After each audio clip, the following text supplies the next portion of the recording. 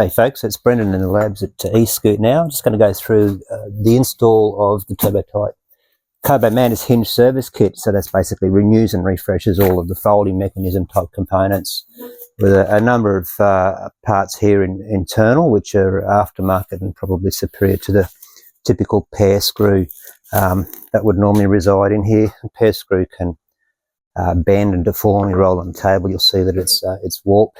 That creates a bit of play movement. Your backlash starts in, then your self-lubricating bearings that sit on each side here, they start to fail as well. And then that starts to then put stress on the stem, the outside of the casting. You can see there and feel that there's a bit of an area of wear. Initially this one had the original double quick lock, so the 2 quick locks in that. Subsequent to that, Kaabo would release the triple, and the triple just sits up a little bit higher. Just note inside the internal diameter, there's actually a little area here that's a little bit wider in internal diameter at the bottom. That's to go on there. That's to make it so it's easy to just get over that little part here when you slide it on. So I put it in the right way. The kit itself is going to replace that pair screw with a dowel pin, which is a lot more solid than the hollow pair screw, and you'll find that should fit in there really nice and snug. No movement at all when you wiggle it that way, just like you would in a shock absorber and that sort of stuff. So if that bearing in there needs to be replaced, in this particular instance the whole folding hinge has been replaced. That's that one there. A folding hinge comes with a pin that goes through here to keep it centered. That's going to go through there. And the standard Kaabo countersunk screw, which I'll talk about in a sec. In this case, this instance, this one here is actually sheared, hasn't been set right. And self-lubricating bearing inside there as well, which is an 8 by 10, so internal diameter of 8 out to diameter by 10, 8 by 10, 15 wide. Sometimes you can just replace that bearing if it doesn't look too healthy, as this one looks a little bit deformed, but in this instance we've replaced the whole lot because that's screw sheared in there. In this particular one we didn't need to renew the fixed ring or the collar. It's fine. It's got the 4 screws that sit in the top. This is like an extra mechanism that was introduced early on in the models to provide a little bit like a second protection in the event that there was anything that sheared before they changed these bolts. So these newer hinge folding hinge are actually a little bit longer in thread, and the bolts go through. And what I sometimes do is I put like I think an 80 or 85 mil longer bolt up through here with a wedge washer to prevent it from having to need excessive amounts of Loctite.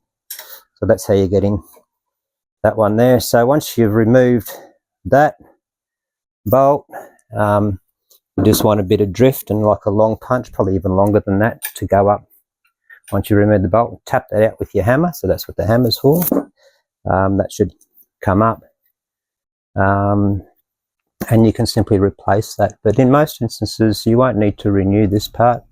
You just need the Mantis hinge kit, dowel pin, and the bushes that it comes with, and see how you go. If there's still play, you might want to renew that or upgrade that to a triple if you didn't have already.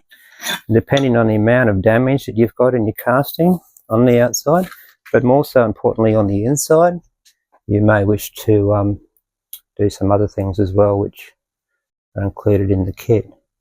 So if we have a bit of a look-see at the inside of this one, we need a torch for this. You can actually see where that countersunk screw, where is one? Here's one. So the countersunk screw, which sits in here, adjusts where this locking cup in the inside of the stem, just here, it's going to press on, so that presses into that. And over time you'll find you might get wear on the inside of that casting. You probably can't see it in the video there, sorry, but it does look pretty good. You can feel it. Feels pretty smooth. So that's all good there. So that's just that area up the top there on the inside. Not too bad. The other area of wear is going to be where the pair screw was, with those two self-lubricating bushings that sit each side. So that's through here. And you're having a look on the inside there to see the inside of the stem casting, that alloy, how healthy is it, how nice and round is it, etc. So because it's a pair screw, it was secured by screws each side of a hollow tube is what the pair screw is. Can't go anywhere. It's got these in them. Screws at the end. These ones don't. It's a solid steel pin. Won't bend, much more strong, but can slide sideways. It's prevented from sliding sideways because the locking cup's in there. So it's a 35mm or so screw, dowel pin. It's in there, it's not going to go anywhere. The self-lubricating bearings though, the original ones, and even on my original Mantis, you know, from 3 years ago, came from the factory looking like that. Not positioned right, so they've got to be sitting in there just right. If they're not sitting in there right, then you're going to have issues. Let's see if we can see that. The rest of the show. Oh, look at that. There we go. Let's go in a bit more.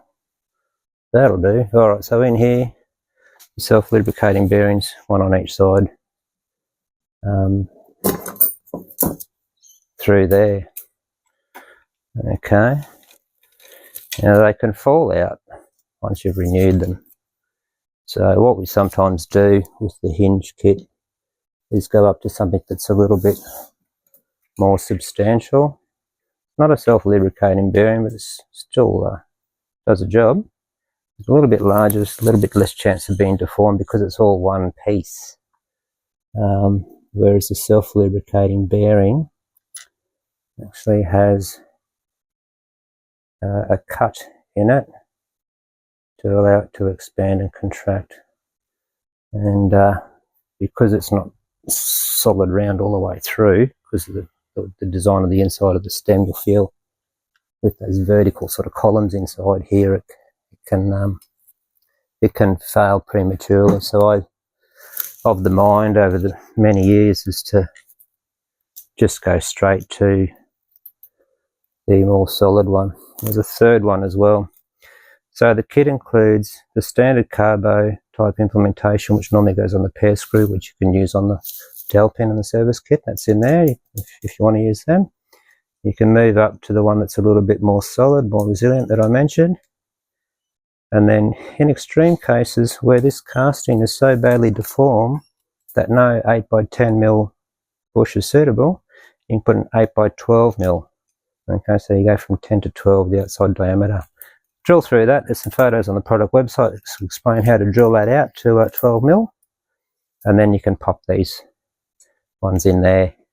Okay, and you won't then need to use any of the other ones. So they're optional if you want to. The other option that we sort of might want to consider for the job, if you did find that this self-lubricating bearing needed to be renewed, you can tap that out and press in a new one through there. Okay, so that's separate to the hinge kit because it sort of comes with this, but they're available as just a TurboTight spare bushing. Righto, so what we did on this particular one is that the customer ordered a kit, tried to fit it themselves. Well, they didn't just order the kit, they ordered the triple lock as well, and the triple locks for it, and the locking clasp for the triple, right? So that's that there. And a kit. They didn't put the countersunk screw in because it was sheared, and so they're going, oh, and try to tighten up the locking clasp, this one here. Not tight enough. No amount of tightness is going to make it work if it's not set right all inside. So you can see on the quick locks, I've tried to tighten these up so tight. These brand new quick locks have all been sheared here from the multi-grips or pliers, whatever we used, and so then they went and put some bolts in, right, with nuts, and tried to go really tight. In fact, so tight you can see these ones here they're a bit crooked from being over tightened. So hence why it's been brought back in for me to do the job and do the job right. Hence the video to explain exactly all the things you need to be conscious of when you're doing the hinge refresh. Now if you look after the Kaabo Mantis, it will look after you, but they do need to be looked after.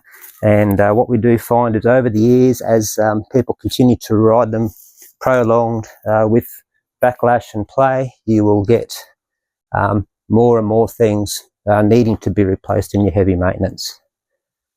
So typically, if it's only got a light little bit of play in it, hinge kit, the standard Kaabo bush, or these ones, which are the same size, and is all you need. Obviously, you're putting in your new countersunk screw. So we might start with the countersunk screw first.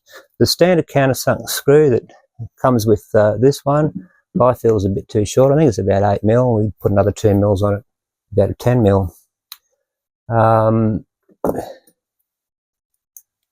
You'll need to put on the beveled washer. Now the beveled washer is the one that has a slight countersunk curvature to it, like that, to slightly match the countersunk screw. Okay. Make sure you've got your locking cusp on the right way. Double check.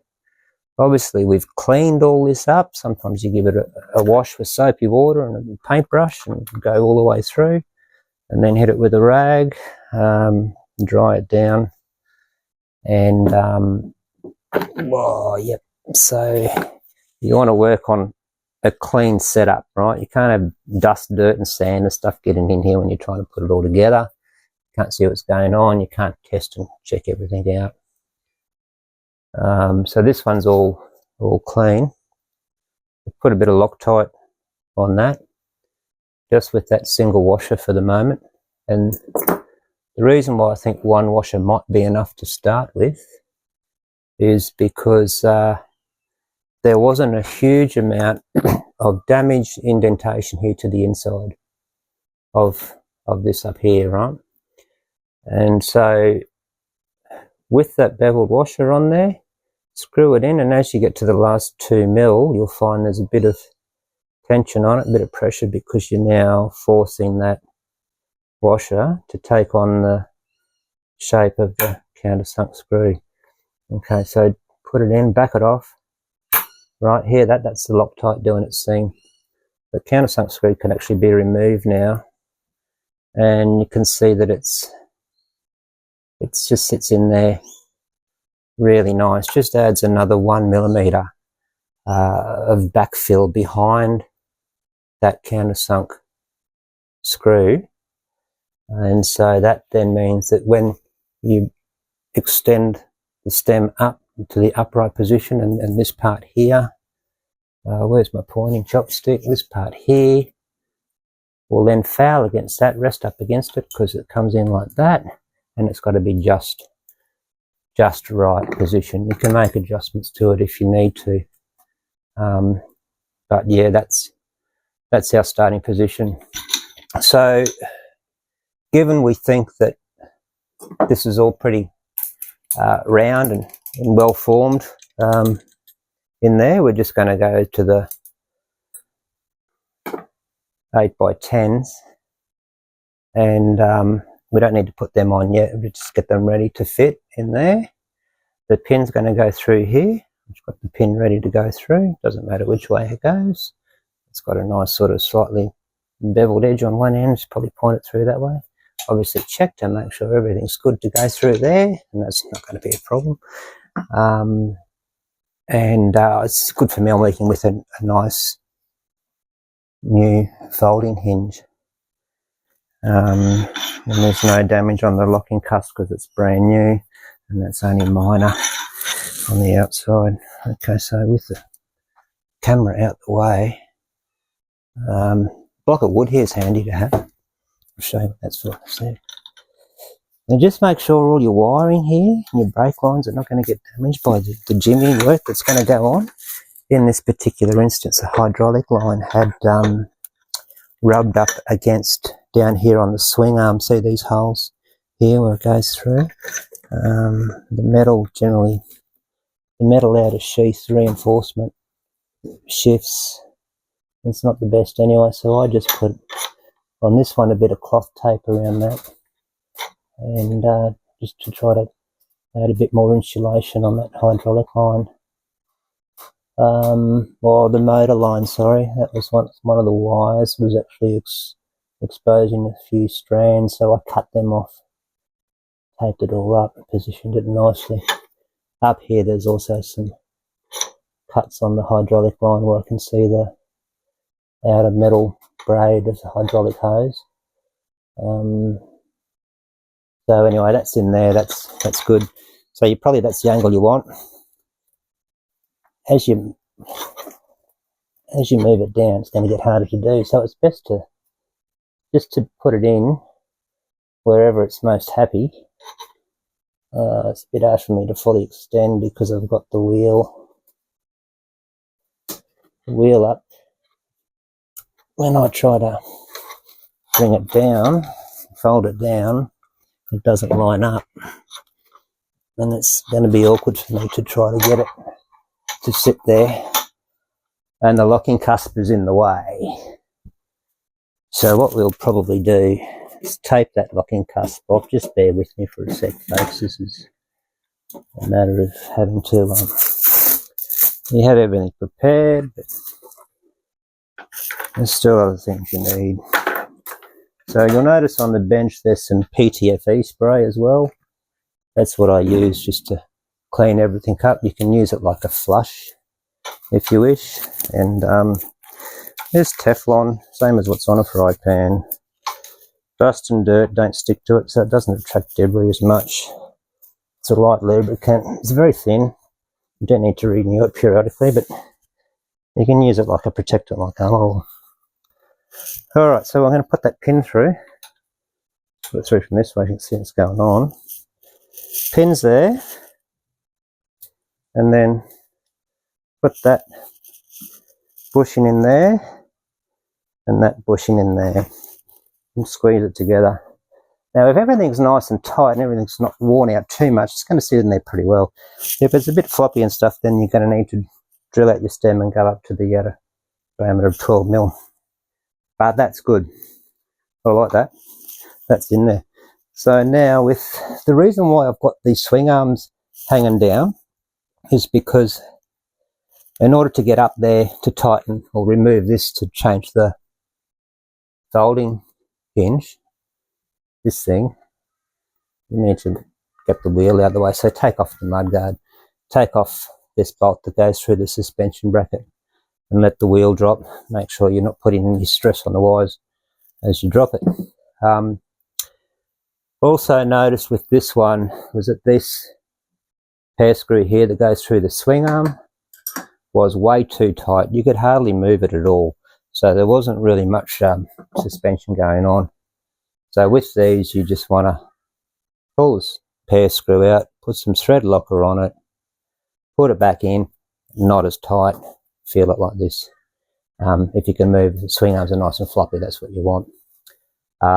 Sometimes you don't know if it's too tight or not, and unless you remove this pair screw through here, which is not a bad thing to do because they're pretty small and thin and they can shear as well.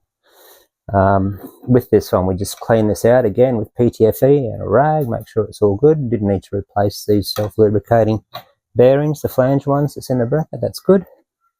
Everything's good there. I've already tightened all this up. I'm happy with the way that's sitting. So I can probably bring this up now because I want to bring the stem up. I'm going to pull the cables up, so all these cables need to come up like so. Yeah, so let's get this one through. So what you'll find is that it can be a night and day difference between how easy it is to slide something through by having a bit of PTFE on them. Right? So we'll just hit that. I don't really like this PTFE brand as much. This is just from like a super cheap car store, local, easy to get, cheap as, but it's not the same as the professional stuff I prefer to use. It's twice the price. Okay, so hammer is going to be needed here for our drift. I showed you the punch before that went up. Phillips is for the mud guard. The Allen keys, yeah, we saw that. There's another Allen key there for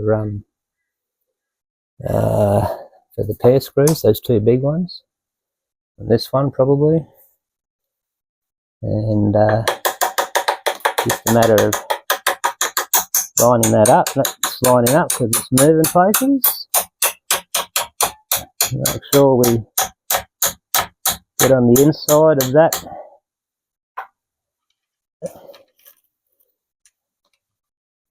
Inside of that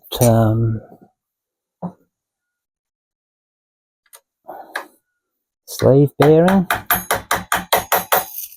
Right, I can see it's come all the way through the bracket on the suspension, so it should be resting here up against the swing arm now. And because I've rigged up a few lights for the video, there we go, look at that. All right, so that's in.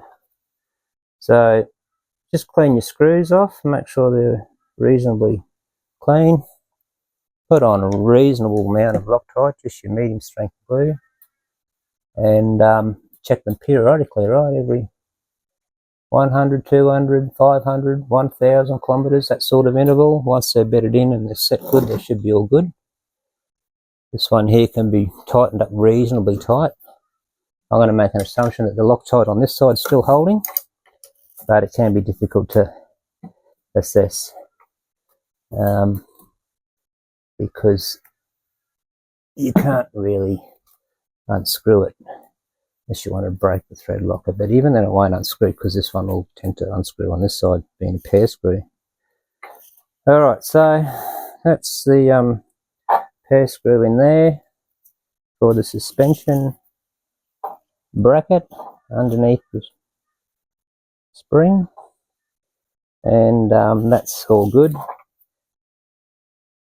And then just check that this one's not coming undone when you unscrew it. This one is, which is good. And so because you've got the Loctite in this one should tighten up, and they should both be tight. This one doesn't appear to be loose. But that's part of your periodic inspection, right?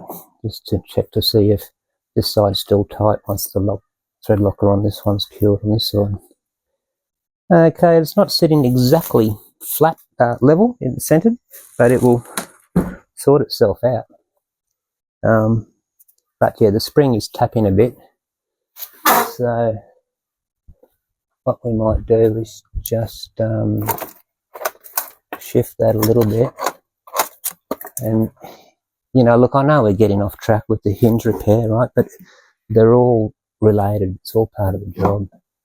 Same with the damaged cables that I mentioned before.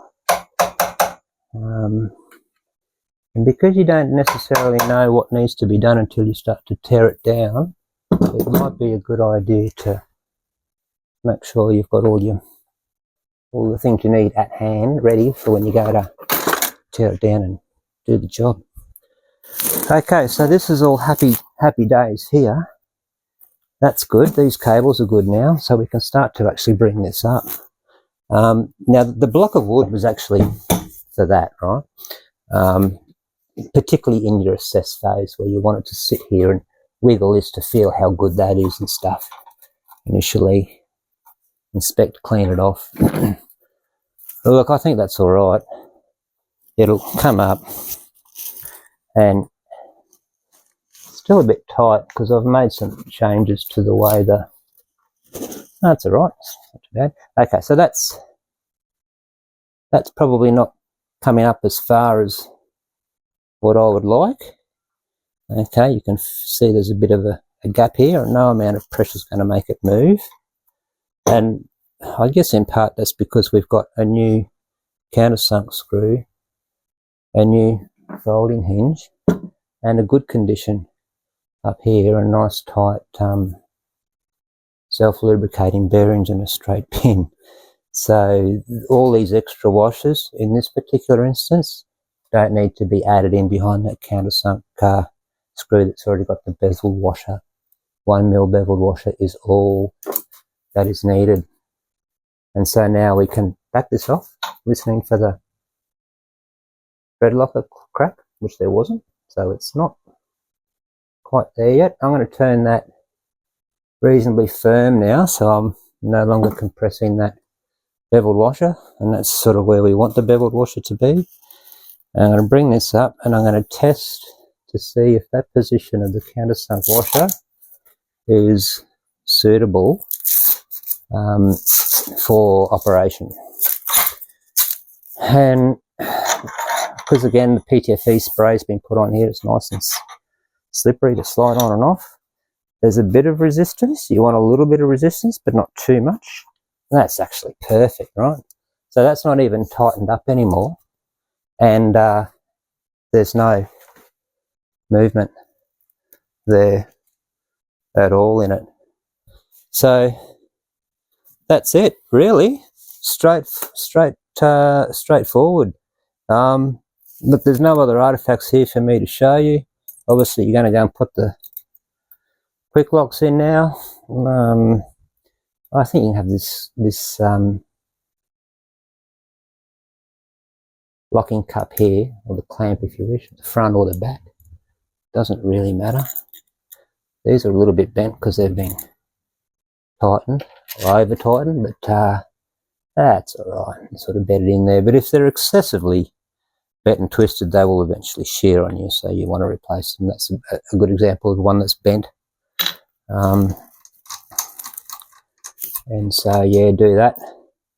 If there's any questions, there's comments available. You can get me on socials, on the eScootNow website in the TurboTight range. You'll see the product listing for the Mantis Hinge service kit. There are some options there, I think, for these other bushers. If you think you might need those, they might be part of the kit complete. Just check whatever it is. As I say, we've made a few little iterations over the years to refine and improve, and allow the design to adapt to more, mature scooters that are really worn out, and so they need the other bushings. As you put all this together, you find it might shift and adjust on you, in which case you unfold it, adjust the countersunk screw. But you want this locking cuss to come down so that it's just a little bit tight to get on, but not too much of a battle, and you should be right. The best way to fold and unfold these as well is to make sure it's always nice and clean. As I say, that PTFE spray is good, but needs to be provided periodically. And if you don't get any wobble or movement and backlash, you won't get that accumulation of like that black metal dust that builds up from rubbing, and you won't get any squeaking sounds in it, and be nice and tight, and you can keep your ear out for other sounds that might develop on your Mantis that need to be tended to. So with the quick locks in place, the typical fold mechanism that I'd like to undertake is to actually hold the scooter with your feet or your bum, whatever you want, and then this is where you're going to up loosen. Okay, it comes down, so that's all good. Bring that up, lock it in, use your shoulder up here, pushing forward on the shoulder, 2 hands to wiggle it down. That's really perfect, that is. And then the first one, just turn them until they're about here, so you've got the tension right, then you're ready for some compression. So again, shoulder forward, pushing down on the locking cuss so it's seated at the very bottom, as you bring in the first two. Once you've done that, it shouldn't go anywhere. Do the middle one. Adjust that. Right, now we're ready. And that's probably going to be too tight. I'm pushing with too much pressure. You really just have one reasonably comfortable but firm thumb press. Okay, nice and even. Come up to the top one. So they're all even, generally in pressure. That is rock solid. And that's an early model Mantis. How good's that? Thanks, folks. Enjoy. Take care.